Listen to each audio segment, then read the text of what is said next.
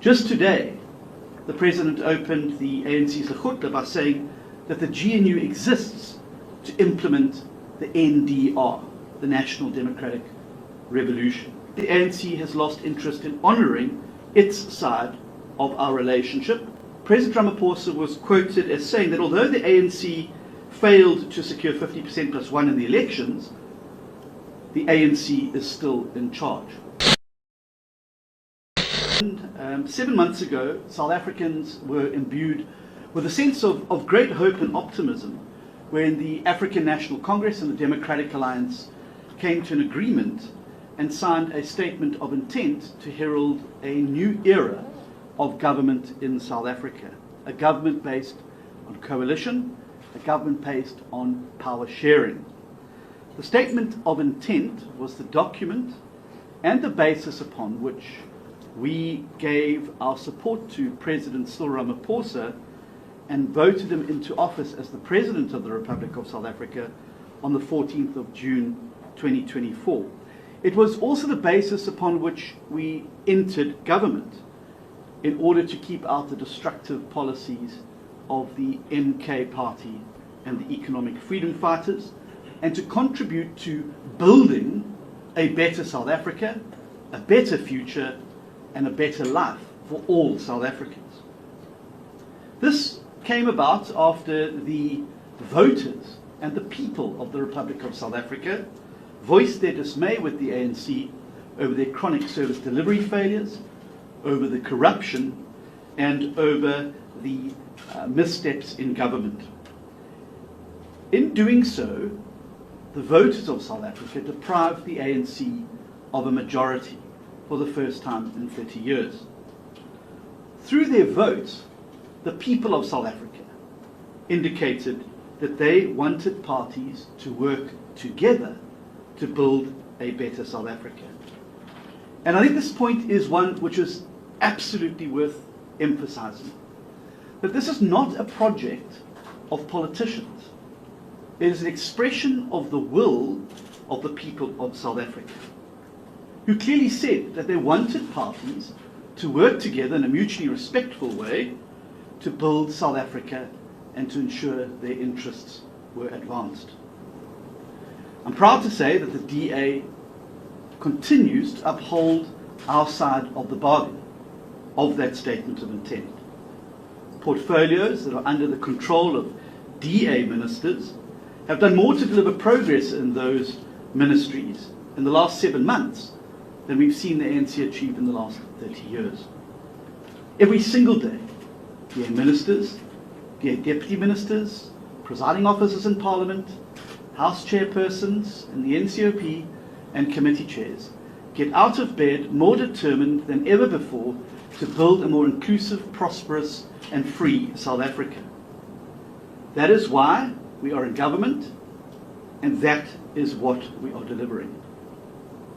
And this is precisely because we have heard the cry of the people for constructive cooperation, that the DA treats our fellow coalition partners and colleagues from other parties in a 10-party GNU with respect, making constructive suggestions aimed at resolving disagreements rather than inflaming them.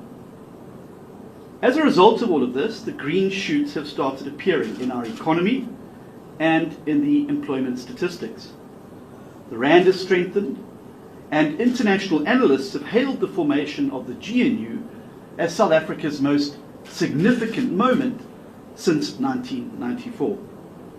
The recent World Economic Forum in Davos, from which I've returned from this morning, reflected the positive attitude of the world towards this political, magnificent political development.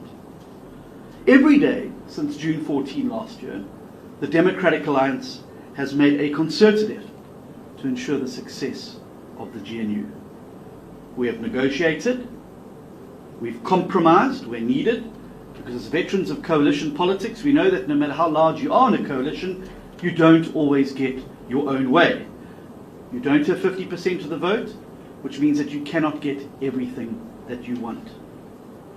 At the same time, however, in various press conferences, we have made it abundantly clear that we were in government, in this GNU, to share power, not merely to make up the numbers, for the ANC to continue rolling out the same destructive policies and proposals that have landed South Africa in the situation that it has found itself over the last 2 decades. Now, any coalition agreement is premised on the acknowledgement that the larger party will, of course, have to be prepared to negotiate and compromise where needed, because all parties in the government of national unity represent the interests of a minority. However, after a very promising start whereby President Ramaphosa delayed the implementation of the Basic Education Laws Amendment Act to enable negotiations to continue, recent weeks have made it increasingly clear that the ANC has lost interest in honouring its side of our relationship and statement of intent. Unfortunately, the ANC has taken to openly disrespecting coalition partners and undermining the very trust upon which a coalition agreement is built. In his statement at the January 8th anniversary, President Ramaphosa was quoted as saying that although the ANC failed to secure 50% plus 1 in the elections, the ANC is still in charge. Just today, the President opened the ANC's Lekgotla by saying that the GNU exists to implement the NDR, the National Democratic Revolution.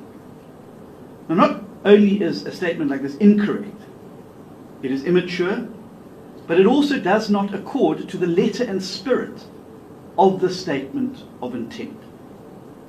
Unfortunately, however, it does accord with behaviour of recent weeks. In the last week, the President not only disregarded the very serious constitutional objections raised by the Minister of Public Works Infrastructure, Minister Dean McPherson, over the expropriation bill, but he failed to even have the courtesy to inform the Minister about when he intended to sign the bill into force. Similarly, a few weeks ago, I personally wrote to the President about the contentious National Health Insurance Act, which, despite the fact that it was raised very clearly in the negotiations going into the agreement, despite the fact that there was agreement by all parties that there would be continued negotiations about it, we're met with TV screens at airports rolling out that the NHI is here. That does not accord to the spirit and intent of negotiation, compromise, and cooperation.